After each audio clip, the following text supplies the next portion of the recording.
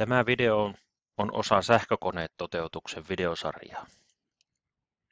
Tällä videolla käymme läpi, kuinka oikosulkumoottori toimii ja kuinka akseli lähtee pyörimään.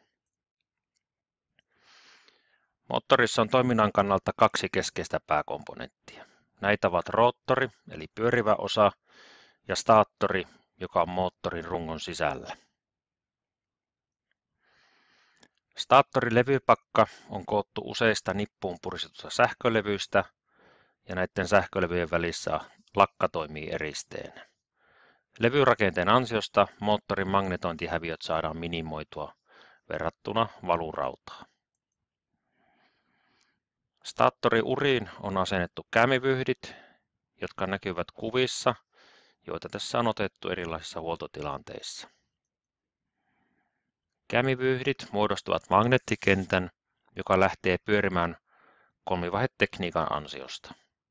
Käämivyyhtien aikaansaama pyörivä magneettikenttä indusoi roottorin virran, jonka seurauksena roottori alkaa pyörimään. Roottori on myös valmistettu sähkölevystä, jonka uriin on valettu alumiiniset roottorisauvat. Nämä sauvat on yhteen kytketty molemmista päistä, josta tuleekin nimitys oikosulkumoottori. Sauvat ovat hiukan vinossa, joka helpottaa akselin liikkeelle lähtöä sekä parantavat moottorin vääntömomenttia. Jos virraton johdinsilmukka viedään magneettikenttään ja johdinta liikutetaan, tai magneettikenttä liikkuu johtimen ympärillä, niin johdinsilmukkaan indusoituu jännite. Tämä ilmiö on tuttu fysiikasta, eli puhutaan Lenzin laista, jossa vaikuttaa sähködynamiikan laki.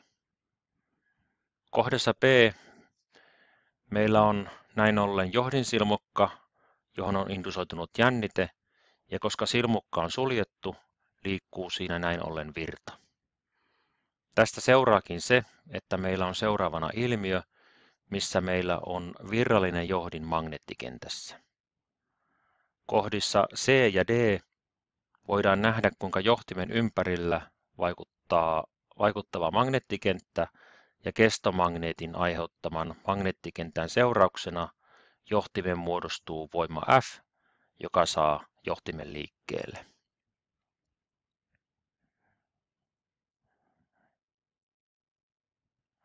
Staattorin tehtävä on muodostaa pyöreä magneettikenttä, joka pyöriessään indusoi roottoriin jännitteen.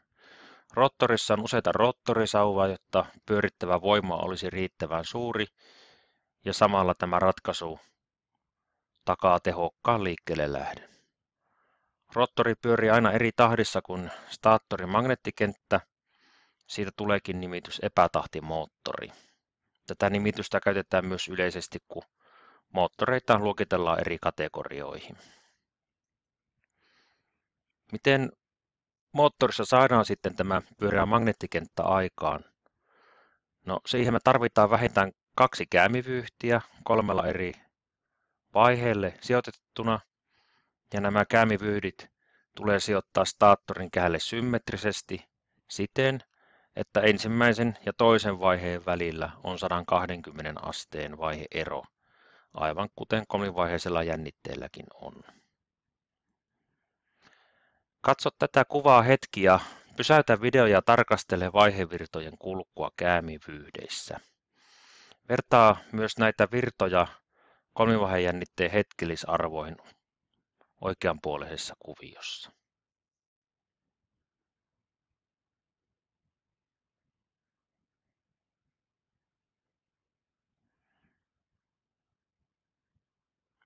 Jokaisen käämivyhdin tehtävä on muodostaa magneettikenttä staattorin rautaan.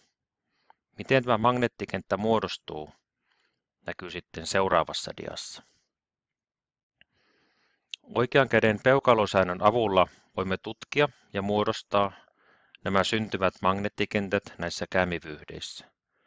Kun laitat oikean käden peukalon samansuuntaisesti kuin johtimessa kulkeva virta, niin sormesi osoittavat magneettikentän pyörimissuunnan. Kuvasta huomataan, että jokainen käämivyyhti muodostaa oman magneettikentän ja tarkempi tarkastelu paljastaa, että tietyllä osalla staattoria magneettikentät ovat samansuuntaisia. Jokainen vaihe muodostaa oman magnetomotorisen voiman, ja nämä voimat on merkitty tähän kuvaan. Nämä 3 voimaa muodostavat yhteisen resultoivan magnetomotorisen suunnan, joka nyt kuvassa on oikealta vasemmalle. Tämä saa aikaan roottorilevypakkaan magneettinapaisuuden, ja nämä magneettinavat on nyt merkitty kuvaan S ja N kirjaimella.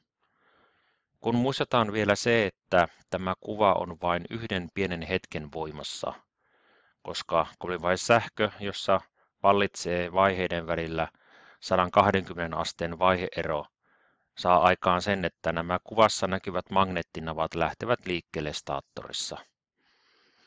Voisit yrittääkin pohtia, mihin suuntaan nämä magneettinavat lähtevät pyörimään staattorissa. Näin meille siis on muodostunut magneettikenttä, joka pyörii staattorikäännytyksessä. Tässä diassa näet vielä edellä kuvatut tilanteet hiukan selkeämmin oppikirjan kuvan kautta. Kun staattori sisään nyt sijoitetaan roottori ja muistamme tämän aikaisemmin kuvatun induktioilmiön, niin olemme saaneet muodostettua moottorin, jonka staattorisosassa pyörivä magneettikenttä saa induktion avulla roottorin liikkeelle. Ja tästäpä saamme muodostettua aasinsillan, että oikosulkumoottorista käytetään varsinkin englannin kielessä nimitystä induktiomoottori. Kiitos mielenkiinnostasi, ja mikäli asiat eivät avautuneet heti ensimmäisellä katselukerralla, niin katso video uudelleen ja hyödynnä tauotusta tarvittaessa.